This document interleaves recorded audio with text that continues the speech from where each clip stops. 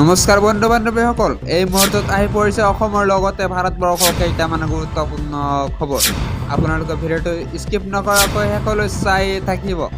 আজিৰ প্ৰথমটো গুৰুত্বপূৰ্ণ খবৰ, আপোনাৰ পৰা কোনো চৰকাৰী বিষয়ে উৎকোচ বিচাৰিছে নেকি? এই মুহূৰ্তত আহি পৰিছে এটা বিগ ব্ৰেকিং নিউজ।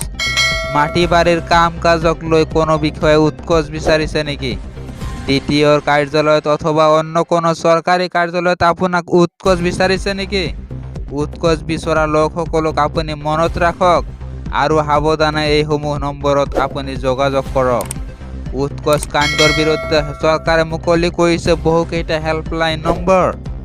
এইসমূহ নম্বৰ আপুনি মনত ৰাখক। যিকোনো দুৰ্নীতি দেখিলে তাৎক্ষণিকভাৱে যোগাযোগ কৰক এই নম্বৰত। দুৰ্নীতি নিৰীক্ষণ আৰু নিবাৰণ সঞ্চালকালয়ে মুকলি কৰিছে এইকেইটা নম্বৰ।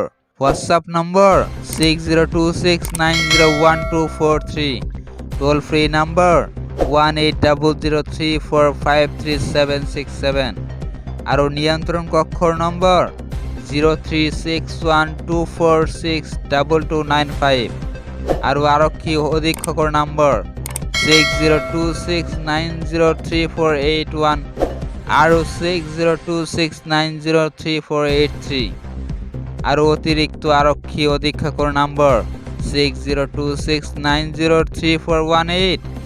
অভিযোগৰ কথা বৰ্ণনা কৰি আপুনি ইমেইলো কৰিব পাৰে।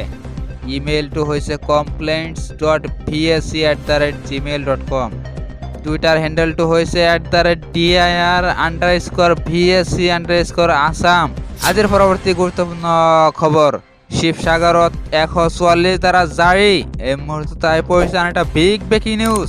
5 জনতকৈ অধিক সমবেত হ'ব নোৱাৰিব। দুচকীয়া বাহনত 2 জন উঠা নিষেধাজ্ঞা। দান বৰঙণি সন্দৰ্ভতো নিষেধাজ্ঞা আৰোপ কৰিছে। অসম নাগালেণ্ড সীমান্তত সান্ধ্য আইন জাৰি কৰিছে। সন্ধিয়া 6 বজাৰ পৰা পুৱা 6 বজালৈ সান্ধ্য আইন জাৰি কৰা হৈছে। 2 মাহলৈ বাহাল থাকিব এই সান্ধ্য আইন। আলফা চৰকাৰৰ শান্তি চুক্তিৰ পিছতেই শিৱসাগৰত সতৰ্কতা। আজিৰ পৰৱৰ্তী গুৰুত্বপূৰ্ণ খবৰ, ৰেচন কাৰ্ডক লৈ লাখ লাখ লোকৰ বাবে আহিছে ডাঙৰ খবৰ। এই মুহূৰ্তত আহি পৰিছে এটা বিগ ব্ৰেকিং নিউজ।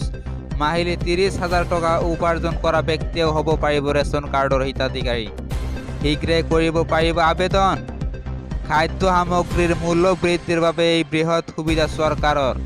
এতিয়াৰ পৰা বছৰি 4 লাখ উপাৰ্জন কৰা ব্যক্তিয়েও লাভ কৰিব বিনামূলীয়া ৰেচন। পূৰ্বে বছৰি 2 লাখ উপাৰ্জন কৰা ব্যক্তিয়েহে লাভ কৰিছিল ৰেচন কাৰ্ড। 12 জানুৱাৰীৰ পৰা মধ্যবিত্ত পৰিয়ালেও পাব ৰেচন কাৰ্ড।